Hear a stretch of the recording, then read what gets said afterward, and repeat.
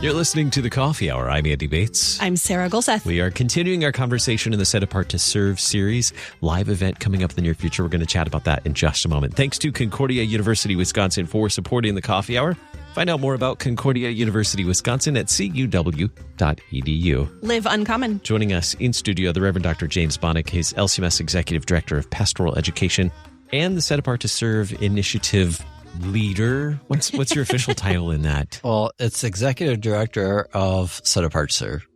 Of Set Apart to Serve? As well. As well. Yes, You're like that's two fancy. Executive Directors in one? Kind of, yeah. Wow. That's special. Do you have multiple business cards and everything? No. Ah. Also joining us in that. studio, Michael Tenclay, who's manager at Standing Partnership, helping us with Set Apart to Serve. Michael, welcome. Good morning. Thanks. Good for being here. We are a few weeks out from, not too far from, a live event, a town hall. Right. Ooh. What is, I have an idea what a town hall is, but I want to make sure that we're all on the same page, including our listener. What is a town hall, Dr. Baneck? Well, a town hall is, we've been putting together lots of resources for congregations and schools, for pastors, congregations, parents, other church workers. And we finally have all those resources ready to go, or at least we will, Pretty close. by September 27th. So it's a webinar, basically, and it's introducing the Set Apart to Serve materials. We'll talk about what Set Apart to Serve is a little bit. We'll talk about what the materials offer, and then we will have all those materials, there's a lot of them, available on our website. And I think we have over 200 people signed up already, and I think that list is growing. Mm-hmm. So, And that's great. And since it sounds like it's virtual, there's Yes. probably an unlimited amount of space. Is that right? That is correct. Oh, that's Unlimited. awesome. Very cool. So let's take a step back to why we're doing this. Why are we investing in church work recruitment? because it's what we do as Christians. And what is it we do? We do what the Lord commands us. Pray the Lord of the harvest to send out workers into his harvest field. And Christ himself was obviously interested in the salvation of souls. That's his will and desire. We hear St. Paul say that to Timothy, that God desires all people to be saved. Well, one of the ways he does that is through our church workers proclaiming his precious gospel, our pastors and all of our church workers. So that's just what we do from generation to generation. There is also presently a shortage of church workers, pastors and Lutheran school teachers especially. And so one of the big reasons we're also doing it right now is just because we need people in our classrooms and in our pulpits to proclaim that eternal message of Christ. So we're doing it because this is what God's people do. This is what we're given to do. That's right. And particularly at this time, an emphasis on it because there's a greater need too. Right. So how does Set Apart to Serve then provide a framework for not just pastors or church workers, but for everyone in the church to encourage people to consider church work in the future? Well, we've done quite a bit of research with Set Apart to Serve, and the research says that there are some main influential adults in the lives of youth. The main influential adult for considering church work is the pastor. So he certainly is included. It certainly is all of our other church workers, especially the Lutheran school teacher and the DCE or youth worker, although not all youth workers are DCEs, but also parents. Parents are very influential. And then congregational members, which would include those youth workers who are maybe not a full-time church worker, but all the adults, the leadership of the congregation, the elders, the board of ed, Grandma Schmidt sitting in the pew. She's very influential to our youth considering church work. So we took that research and then we started building out those resources we talked about just a few moments ago. what are the resources for a pastor, for a church worker, for a parent, for a congregational member that would help them to encourage our youth to consider church work? So they're like conversational guides, they're journey maps. What's the journey of a youth, and what's the prominent time where one of these influential adults might consider, talking to them? What are some areas or entities out there that could help the congregation form church workers, like the youth gathering or Higher Things, Vocatio, Christ Academy? So, right, it's not just for pastors. Pastors are included, but it's for all those groups that I just talked about. Who have been some of the partners? I know we've talked with a couple pilot partners, I think. Who are these really influential pilot partners that you've been able to work with for Set Apart to Serve? Well, we only have a half hour, so I can't list them all. At almost any entity you can think of in the Missouri Synod is a partner. So some of the main ones are our seminaries. They've been just 100% full in. Our Concordia universities, full in, including like the presidents of these institutions, the directors of the church work programs, admissions, LWML, full in. Higher Things, full in. And we have like the seminaries I mentioned, but Christ Academy. We have CPH, Concordia Publishing House. So right now we're writing a curriculum, and they're working on putting that together as a full curriculum. I think you had them a couple of weeks ago. Mm-hmm. Well, I know you did, talking to them. LCEF has contributed like $200,000 for this curriculum. On this program, you've had various ethnic leaders, like Black Clergy Caucus is in, and Hispanic ministry is in, Climb, the Chinese ministry is in. So like almost anyone you can mention across the Synod, I mean, they are just magnificent partners. So Michael, what have we learned from these pilot partners that will be shared in the upcoming town hall? So I'll kind of take a roundabout way of answering that, because I think it's important to take a look at where we were when we first started to where we are now. Yeah. And I think first and foremost, the idea that we were so fortunate to get all 35 districts represented was amazing. And what that really did was it allowed us to get perspective from across the Synod. And starting with that, we brought the pilot participants to the International Center for 2 days to go over the resources that we initially developed and kind of get their initial thoughts, what they were thinking would work, what they were thinking, oh, maybe we tweak this, or, maybe this won't work as well. What do you think about this? And it was really a good back and forth. And then ultimately how they would use these during the pilot time. But in addition to that, what was really cool and really important as well was those conversations and meetings that we had with them about what they were already doing in their congregations, churches, and camps, and maybe what was working for them. Some of them were launching some things that, had some traction. So we wanted to make sure we thought about that. And we'll talk about that during the town hall. And then others weren't doing anything yet, which was fine, because that was the goal, is to have a starting point for them to, understand what the resources could do for them, how they could help youth within, their congregation, school, and camp move forward. And then as we progressed on through the pilot program, we had touch bases with them, monthly check-ins, to where we did the same thing. We talked to them about what progress was being made, what the resources were doing for them, or frankly, what they weren't doing, and what we needed to consider and think about on changing. And then also new resources, which we'll talk about during the town hall as well, that weren't part of that launch, but, now will be. But, through all of those conversations, I think one thing did bubble up to the top time and time again was, these resources are fantastic. We love these. But the most important thing for all of us to remember and consider is we have to develop that trust with youth within our congregation, schools, and camps. And without that, those resources are kind of moot. They'll be secondary. They won't be able to be used as well.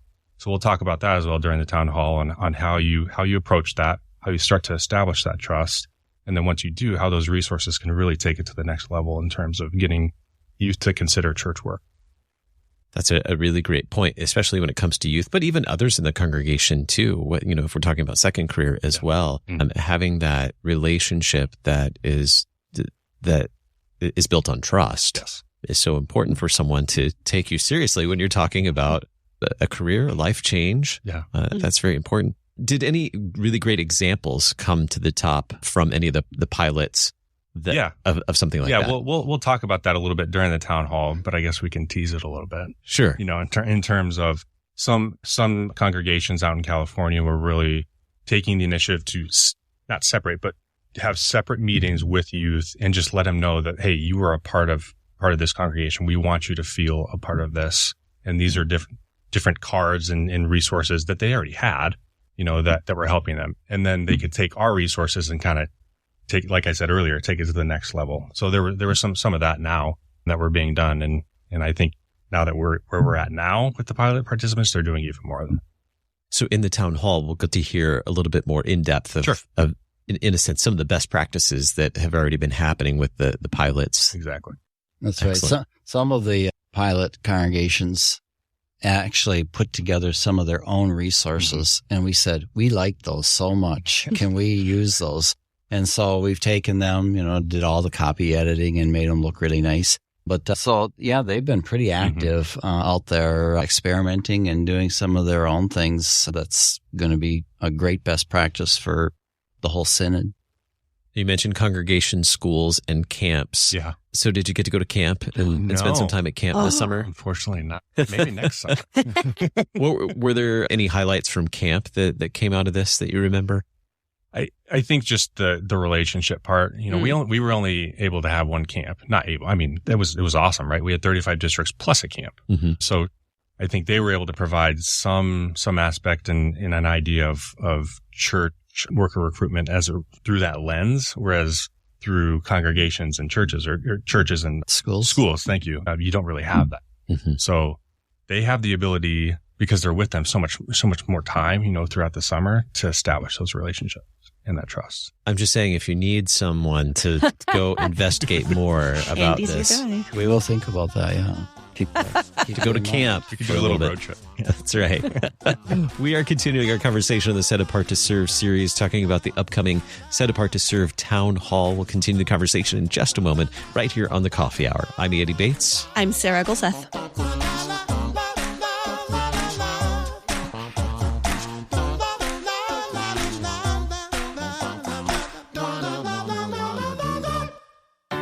At Concordia University, Wisconsin, we believe you were created for a reason: to use your God-given gifts to help others, to live a life of self-sacrifice in a me-first world, to live a life that's uncommon. Whether you're taking one of 50-plus online programs or learning with us in person on the shores of Lake Michigan, you'll be equipped to make an uncommon impact. Learn more at cuw.edu. Concordia University, Wisconsin. Live uncommon.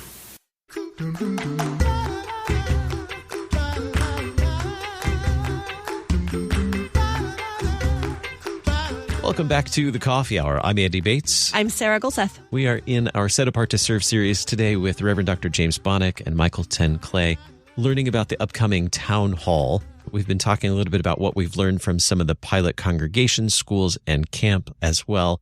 And some of that will be shared in the upcoming Town Hall. Again, what's the date for that, Dr. Baneck? September 27th. September 27th. So that's correct. I don't think really soon. You didn't know that I was just going to no, you didn't. Throw lots of curveballs out today. All right. So we've been learning from spent a year learning from the pilot congregations, correct, districts, schools, camp, all these places that have been partnering together to help us learn together and try, use some of the materials that have been in development as well. Where have we already seen Set Apart to Serve taking root and really bearing fruit? Well, several places. We don't have any hard statistics yet. We're still working on that, and we're working on talking about developing a dashboard. And that dashboard is going to, how many times has a congregation, or how many youth have been encouraged by a congregation or by a pastor? There's different measurements that we're going to do. But anecdotally, right now, both of our seminaries have a little uptick in this fall's Master of Divinity first year class. They had more applications this year than they have had in the last 10 years. And not all those applications will come to fruition this fall. Some of those are second career individuals, however, Whereas a second career individual doesn't take months, but years to think about, contemplate going back to the seminary. So we have some of that as well. We have our Concordia universities, and all of our Concordia universities are just doing a fantastic job with recruitment. They are putting it on their tile page of their websites now, church work programs. The presidents have just been wonderfully aggressive, from Dr. Bull to Friedrich to Don. All of them have just been great partners, and they're having more conversation with more youth about entering their church work programs. So I think that awareness. We were at the convention this past summer, and Set Apart to Serve was one of the highlights of the convention. And we had worked it where the LCMS display area was right next to all the Concordias together and right next to all the seminaries together. We had heard back from both the Concordia universities and from the seminaries that was very fruitful, that people came through and they were talking more about church work programs than they have in the last several years. As a matter of fact, the seminaries came back and told us we even had some people enroll in seminary from the convention. And I'm not sure how often that really happens. But so, I mean, those sorts of things, higher things, they brought a greater awareness now. And they're talking to the youth more about considering church work. So they've always been talking about, what it means to be a baptized child of God and being in the Word, but just this extra emphasis about considering church work. So I would say the awareness and the conversation level has gone way up. And I think in the months and years ahead, because we want to do Set Apart to Serve until the Lord returns. Now, if he comes today, that's just great. But if he's going to take a while, this is something that we'll be doing. And so we're going to start, like I said at the beginning, trying to measure some of these things to help our congregations and schools know that the Word and our conversations really do make a difference. Yeah, it's interesting and good that this isn't just a 6-month, oh yeah, we want you to be a church worker, now we're going to move on to something else. Like, you guys are in this for the long haul. The church is in this for the long haul. We really want to change the hearts and minds of people to really think about this. And I mean, in our conversations, when we've been talking to people and just talking, when we've gone to conferences this summer, there are so many more people talking about church work, and right. The visibility of programs everywhere has really increased, and more people are talking about it on social media. So right. I think the fruit of it is really showing in a lot of places, which is really, really wonderful. Right. You said social media. So we're working with communications here in the building, right? And so they're putting a lot of things on Facebook, especially the second career. And it's really interesting to not only see the likes, and the number of shares is just great. So everybody share when you see those on Facebook, but also just the comments of, hey, we're doing this, or blessings as we all do this together. I mean, there's just that awareness and joyful excitement, I think, is a measurement right now that we're seeing. Yeah. And the knowledge of how many pastors and church workers that I didn't realize were second career, and really boosting up that vocation is, well, maybe this isn't your first thing, but it could be your second thing. And that's a great thing for the church too. Yeah. Michael, what are some of the resources and tools and things that we're going to learn about in this town hall? Sure. So during the town hall, we'll spend a good portion of time talking about what we're calling the resource hub. So the resource hub is where all of the resources and tools are going to be housed on lcms.org. And I alluded to this earlier, but with the pilot participants, we got a lot of good feedback. And one piece of feedback we got was, hey, when you think about this resource hub, let's structure it by audience. So make the user experience better. So if I'm a pastor or a teacher or a parent or another church worker, I can go onto the resource hub and say, all right, I'm a pastor. I'm going to click here. These are the resources for the pastor. Right. And then we drill down a little bit more in terms of the resources that are specific to youth. So, okay, I'm a pastor, and these are the resources for 0 to 12-year-olds. These are resources for 12 to 14, and then 14 to 18 plus. And that just allows everyone to have a better user experience and really get what they need in terms of resources when they're thinking about church work recruitment. In terms of the resources that we are going to cover off on, we have frequently asked questions that were developed at the beginning of the pilot and just have continued to be changed and updated with all the good questions that we have, just to make sure, it's a good spot to come if you have questions about Set Apart to Serve. We have ways to encourage church workers and approach vocation. Vocation sometimes is kind of a weird topic to approach youth, especially. Mm-hmm. So this breaks it down a little bit and helps with those initial conversations about vocation and how to become a church worker. And then thinking about those conversations, we have 2 conversation guides, one geared more towards junior high and then one geared more towards high school. And that's what I alluded to earlier about really digging in and having deeper conversations about vocation, what that means. And then from there, what types of church worker positions are out there? What makes most sense for this individual youth? We have a mentoring guide, which goes over what mentorship is.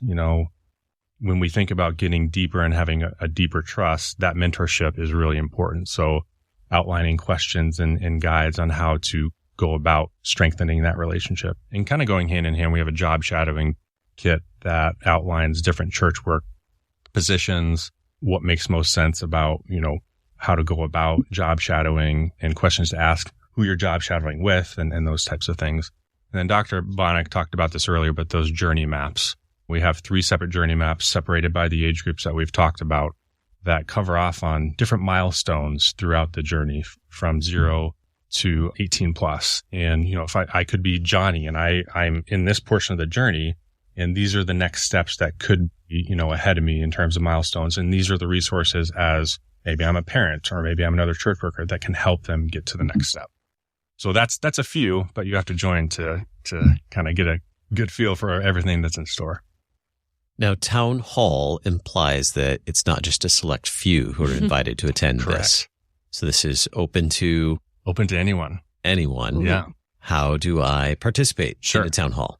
So you just go to LCMS.org and the Set Apart to Serve landing page there. On the right side, there's a register link. Click that and you just enter your name, your congregation, the district that you're a part of.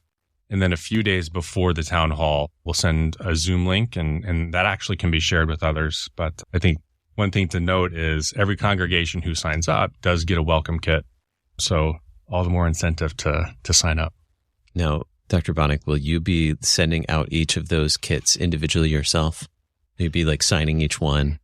I may have people helping me. Oh.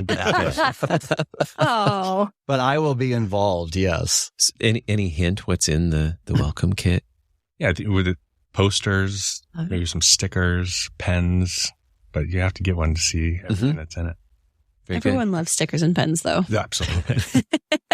LCMS.org/SAS. Anything else we need to know in order to prepare for the town hall, or what if we can't make it on the 27th? Thank you for bringing that up. So this will be recorded, and then the resource hub that we talked about, it will be saved on the resource hub. So anyone who can't attend can jump into that resource hub and download it and watch at their leisure. Very good. It's interesting who's signing up. Institutions, the universities are signing up, schools are signing up, congregations like committees. So even like a one sign up is more than one person sometimes. And then certainly church workers and laity. So there's a whole spectrum. There's an interest in, and if you see like what do you call it? QR code. If you see that, share it. And because you're right, town hall means anybody and everybody. With all these people signing up, is the pressure on now? You really got to be like ready to go. The excitement. Excitement. Yeah. Pilots have already prepared us for this. So it's we're exciting. Ready. We're ready to go. Good. Very good. LCMS.org/SAS. You can learn more about Set Apart to Serve there. Our guest today, the Reverend Dr. James Baneck, LCMS Executive Director of Pastoral Education and Set Apart to Serve. Thank you so much for being our guest, Dr. Baneck. Thank you very much. And Michael Tenclay, Manager at Standing Partnership. Thanks so much for being our guest. Thanks for having me. You've been listening to The Coffee Hour. I'm Andy Bates. I'm Sarah Gulseth. The Coffee Hour with Andy and Sarah is a production of KFUO. To support The Coffee Hour and KFUO Radio, visit KFUO.org. You can also text KFUO to 41444 or send an email to gifts@KFUO.org. And you can call us at 800-844-0524. KFUO. Christ for you, anytime, anywhere.